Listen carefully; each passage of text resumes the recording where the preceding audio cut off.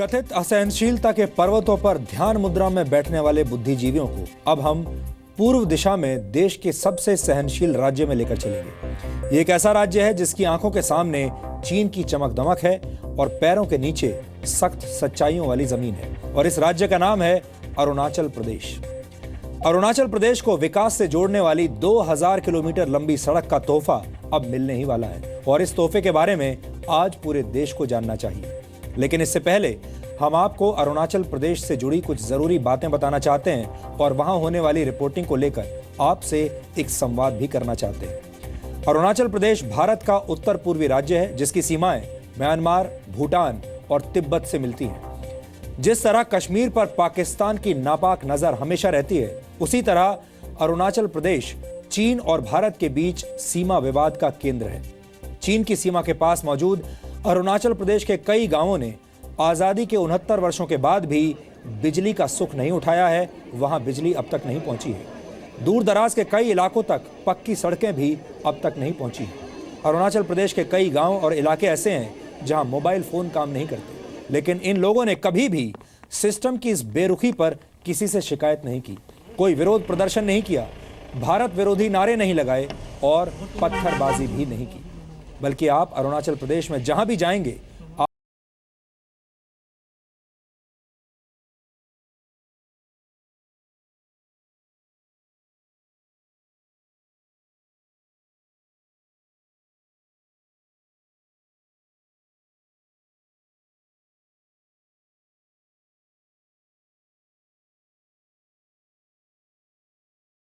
जी news ने अरुणाचल प्रदेश जाकर वहां से on the spot DNA test किया है। अरुणाचल प्रदेश पर चीन लगातार अपना दावा करता रहता है। जम्मू कश्मीर की तरह अरुणाचल प्रदेश भी भारत का अभिन्न अंग है। अक्साई चिन और अरुणाचल प्रदेश पर कब्जा करने के इरादे से 1962 में चीन ने भारत पर हमला किया था। तब भारतीय सैनिकों के साथ साथ अरुणाचल प्रदेश के लोगों ने भी अदम्य साहस के साथ चीन का सामना किया था। भारत वो युद्ध हार गया था, लेकिन उस युद्ध ने पूरे भारत को उत्तर पूर्व के लोगों के साथ एकजुट कर दिया था।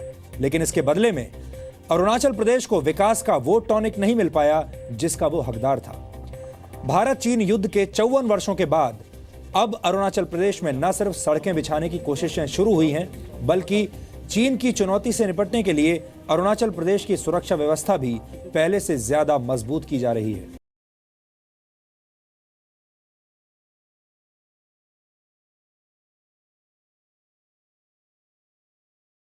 चीन ने लाइन ऑफ एक्चुअल कंट्रोल के साथ 4057 किलोमीटर लंबी पक्की सड़कों का जाल बिछा दिया है। भारत की सीमा से 50 से 100 किलोमीटर के दायरे में चीन के 5 ऑपरेशनल एयरबेस हैं। आपको जानकर हैरानी होगी कि अरुणाचल प्रदेश में भारत की सीमा से सिर्फ 30 किलोमीटर की दूरी पर चीन का न्यांगची एयरपोर्ट है। इतना ही नहीं, तिब्बत होते हुए भारत की सीमा तक यानी अरुणाचल प्रदेश तक चीन ने 58,000 किलोमीटर लंबा रोड नेटवर्क तैयार कर लिया है। तिब्बत में रेल नेटवर्क के जरिए भी चीन सीमा पर मौजूद अपने सैनिकों तक रसद और हथियार पहुंचा सकता है।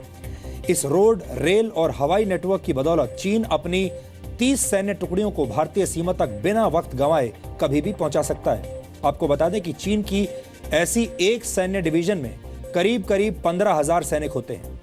अरुणाचल प्रदेश के सरहदी इलाकों में रहने वाले लोग भी ऐसा ही विकास और ऐसी ही सुरक्षा भारत में देखना चाहते हैं। लेकिन हकीकत यह है कि भारत सरकार ने चीन की सीमा के साथ साथ 3,808 किलोमीटर लंबी 73 सड़कों के निर्माण का फैसला 2012 में लिया था। लेकिन अब तक भारत सिर्फ 24 सड़कों का निर्माण ही कर पाया है। भारत को अरुणाचल प्रदेश में चीन की सीमा के पास सभी 73 सड़कों का निर्माण करने में 2020 तक का वक्त लगेगा। और अफसोस की बात यह है कि भारत की ज्यादातर सड़कें बॉर्डर से 60 से 80 किलोमीटर पहले ही खत्म हो जाती हैं। हालांकि अब 40,000 करोड़ रुपए खर्च करके चीन की सीमा के पास अरुणाचल प्रदेश में 2000 किलोमीटर लंबी सड़क बिछाने की तैयारी शुरू हो गई है, जिससे हालात बदलने की उम्मीद जगी है। अरुणाचल प्रदेश के युवा भी विकास की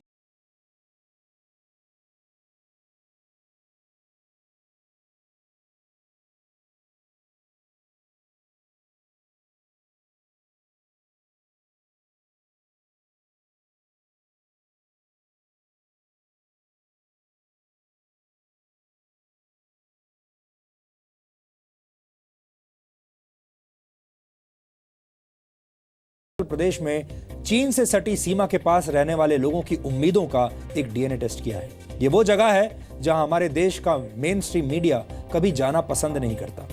हमारा ये वीडियो विश्लेषण अरुणाचल प्रदेश के बोमडेला, तवांग, लुमला और पासीघाट के लोगों की देशभक्ति, सहनशीलता और चट्टान जैसे इरादों को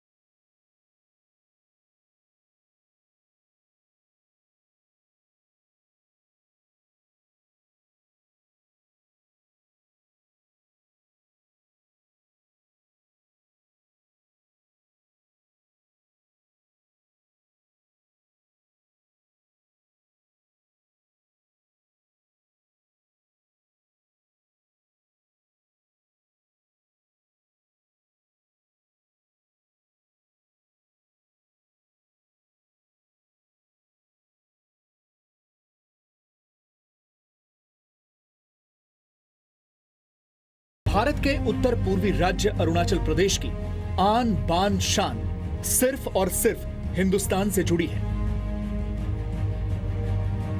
भारत के सबसे सहनशील राज्यों में से एक अरुणाचल प्रदेश में पिछले 69 वर्षों से न तो बिजली ठीक से पहुंच पाई है, न यहां के दूर दराज के इलाकों में अच्छी सड़कें हैं और न ही बच्चों के लिए बेहतर शिक्षा की व्यवस्था। आपका जो कॉलेज है, स्कूल से कॉलेज, वो कितना दूर है? 168 किलोमीटर। आप कह रहे हैं 168 किलोमीटर, 168 किलोमीटर दूर है। तो इतना दूर आप कॉलेज कैसे जा पाएंगे? प्रॉब्लम तो बहुत है, पर अभी हम चाहते हैं कि अगर यहाँ पर एक स्कूल बन जाने से कॉलेज तो हम लोग के लिए बहुत अच्छा होगा, क्योंकि हम लोग नीचे जाने से बहुत प्रॉब्लम है ना, पैसा भी नहीं है तो थोड़ा प्रॉब्लम होते हैं अभी। लेकिन जिस हिसाब से जिस गति से होना चाहिए था तो उतना 69 साल में जितना होना चाहिए था उतना नहीं हुआ। यहाँ के रोड कंडीशन बहुत ही ख़राब है। ये BRO ऑर्गेनाइजेशन जो काम जो कर रहे हैं, रोड कंडीशन बहुत ही ख़राब है। ये फ्रॉम तेजपुर टू तवांग, ये हमारा तवांग का लाइफ लाइन है। लेकिन फिर भी जब भी चीन ने भारत पर नापाक नजरें डाली तो अरुणाचल प्रदेश के लोग पहाड़ बनकर चीन के इरादों के सामने खड़े हो गए। अरुणाचल प्रदेश में आप जहां भी जाएंगे, लोगों के चेहरे पर भारत प्रेम वाली मुस्कान और हाथों में तिरंगा पाएंगे। देश विरोधी नारे और पत्थर नहीं।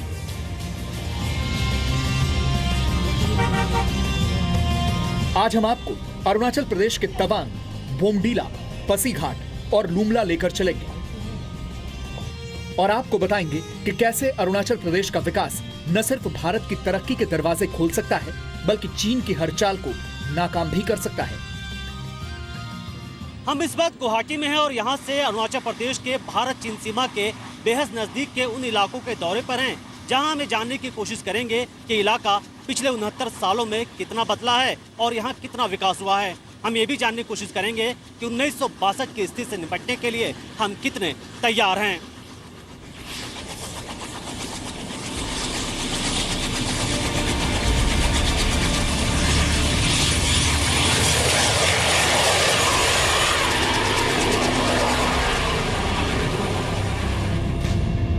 भारत और चीन की सीमा से सिर्फ 47 किलोमीटर दूर अरुणाचल प्रदेश का तवांग जिला न सिर्फ 1962 के भारत चीन युद्ध का सबसे बड़ा गवाह है,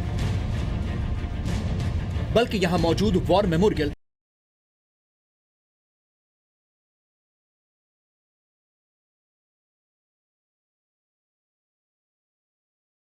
में देखा जाए तो ये वो जगह है जहां दिखाता है कि करीब 2420 ऑफिसर्स, जेसीओस और सैनिक अपनी जान की बाजी लगाते हुए देश के लिए शहीद हो गए। बेहद खूबसूरत ये वॉर मेमोरियल ये भी दिखाता है कि किस तरीके से देश इन जवानों को अभी तक नहीं भूला है।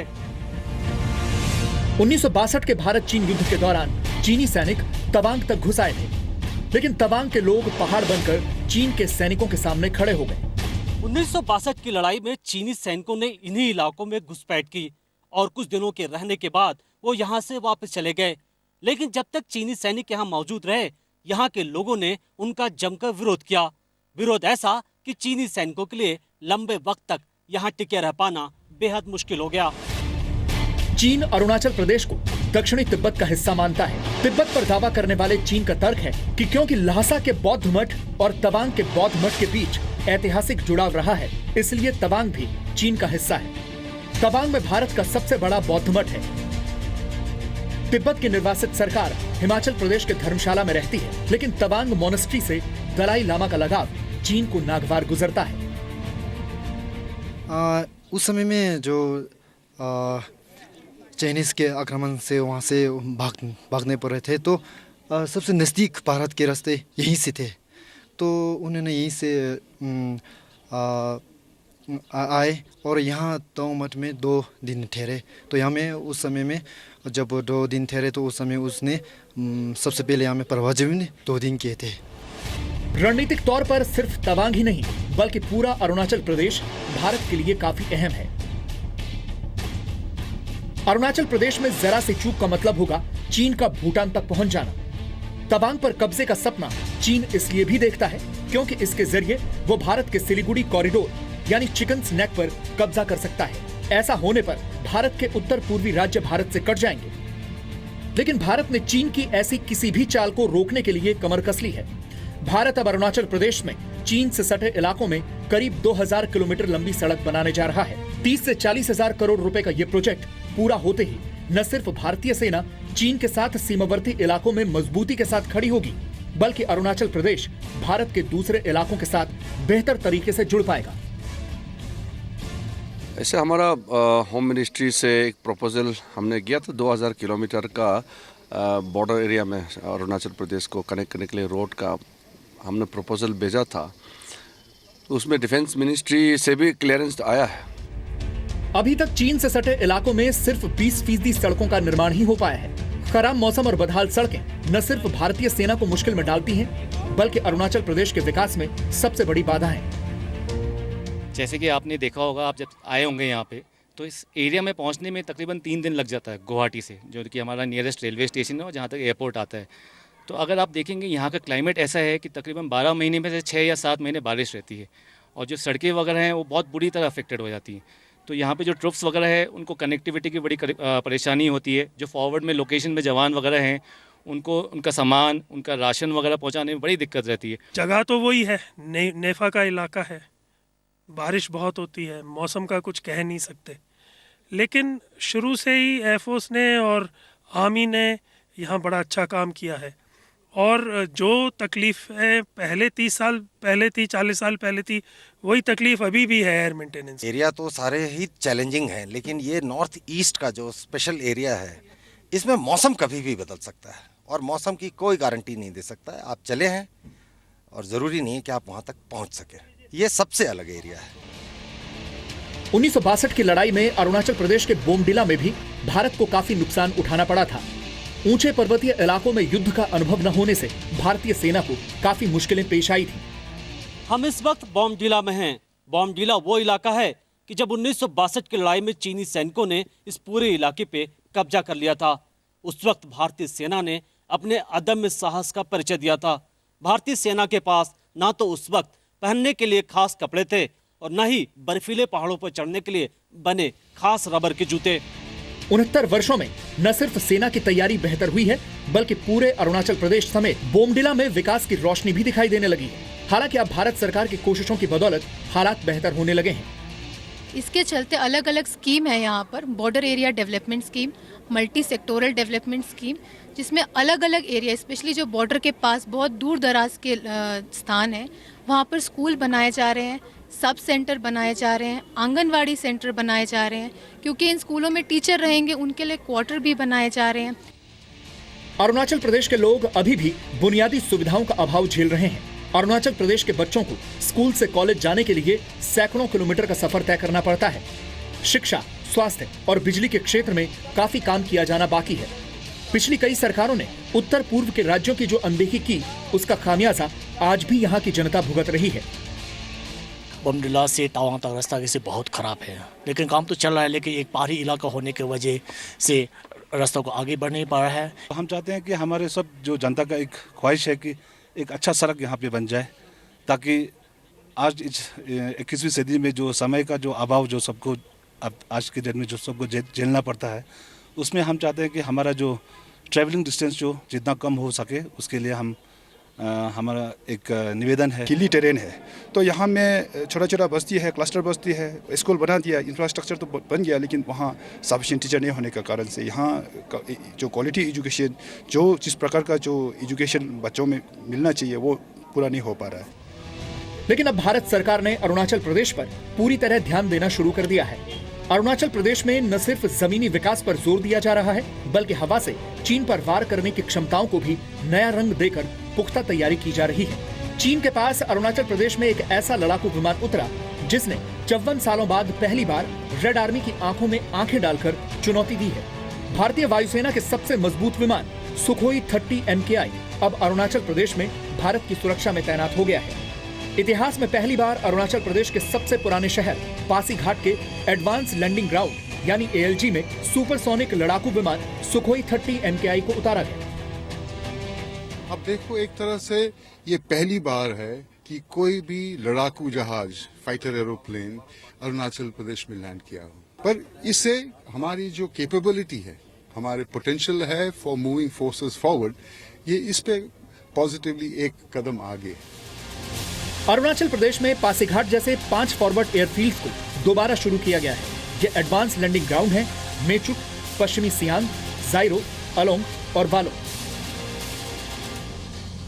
आप कह सकते हैं कि अरुणाचल प्रदेश को मजबूत कर न सिर्फ चीन के हौसले पस्त करने की तैयारी कर ली गई है, बल्कि अरुणाचल प्रदेश के देशभक्त लोगों के लिए विकास के वो दरवाजे खोलने की कोशिशें शुरू कर दी गई हैं जिसका इंतजार पिछले 69 वर्षों से किया जा रहा था। मनीष शुक्ला, जी मीडिया, अरुणाचल प्रदेश।